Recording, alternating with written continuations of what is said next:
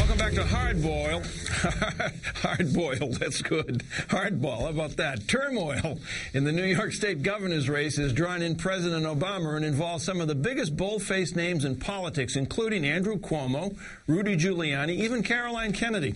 With a 17% approval rating, New York State Governor David Paterson would be a huge liability atop the Democratic slate in 2010. White House advisors are concerned he could drag down the whole party in New York. They'd like him to go, but he's standing firm, and he'll make his case this Sunday on Meet the Press. What's going on here?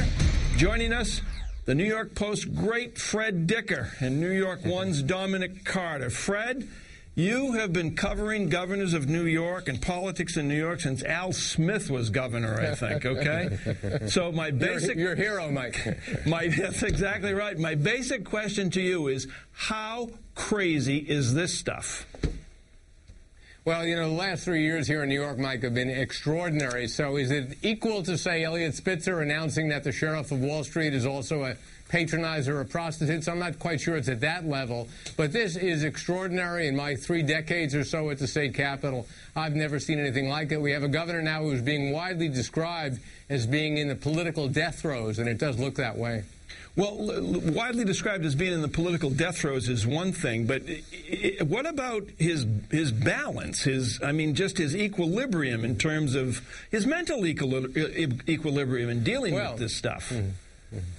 Yesterday, he looked like he was melting down in front of the public. It was like a statewide therapy session as he declared he never wanted this job. Well, if you didn't want the job, why are you saying now that you want to run for election next year? Why are you prepared to defy the president? I mean, he's been contradictory in many ways. He does not have a good reputation. He's known for mendacity, for kind of flip humor and inappropriate times. But most importantly, he's widely seen, as you noted in the intro, by the people of New York as a failure as governor. He's now the least popular governor in the United States. That has to do with his policies, his appointments, his style. And even the President of the United States, as extraordinary as that is, recognizes what a liability is for Democrats here, and that is absolutely true.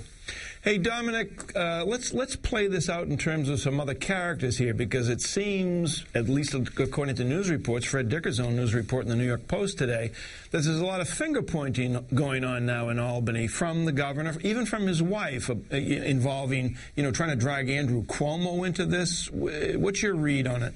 Well, Mike, I just want to be clear about this before answering the question. And you were right in your introduction, because no one knows the state legislature of New York better than Fred Dicker does. The man is an expert. Right. And so with that said, for the governor's wife, Michelle, to comment on this, it was a little bit surprising, Mike, given that she has not had much to say about political matters. But one would expect for her to defend her husband. She's been an active first lady in terms of social issues, but the handwriting is on the wall. You said it in the introduction. 17% approval rating. Whether you like it or not, or agree with it or not, all the White House did was express to the governor the will of the people based on the polls, that it's basically over. Anything can happen, but it's not looking good for David Paterson.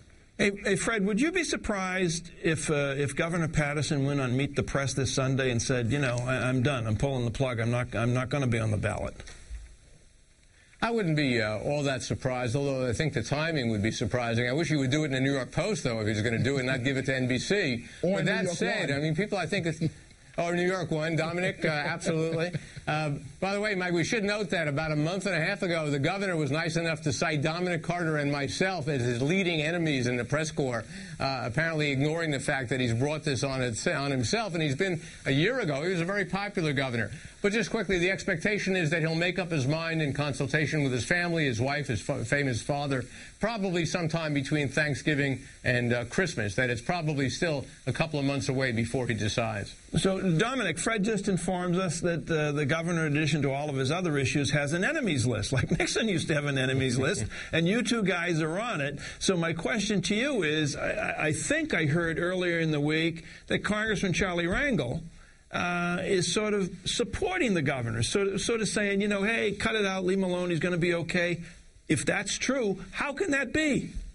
Well, keep in mind the so-called Gang of Four in Harlem, Mike, in terms of Rangel has a long-standing relationship with the governor's father. But I just want to point out that I've been told by two people with direct knowledge that claim that this also has a lot to do with the White House. It's payback time as far as how it all went down with Caroline Kennedy. This is a governor that came in with great promise, good approval numbers. One could make a case that for a while he was on top of the world, but his indecisiveness, the Caroline Kennedy mess, it just hasn't been good for David Paterson at all. You know, Fred, I can understand that storyline, but I don't buy it. I mean, given the fact that the governor becomes governor and like within a week he's having a press conference announcing that both he and his wife have had extramarital affairs, immediately the thing goes off the trolley tracks. So tell me now, Andrew Cuomo, Rudy Giuliani, what's your best assessment? What are they going to run for next year, if anything?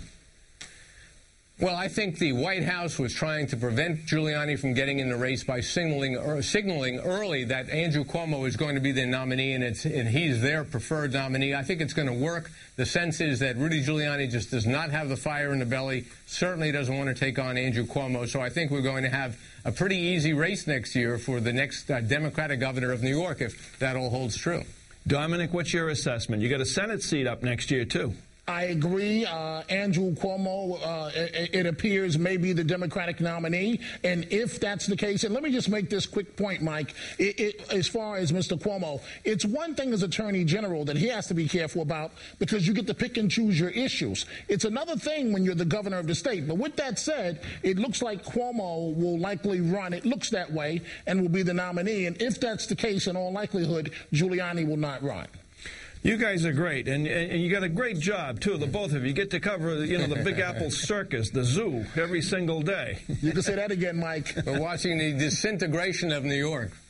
Yeah, well, that's sad, but, you know, there's a certain amount of accuracy to that. Fred Dicker, Dominic Carter, thanks very much. We appreciate it.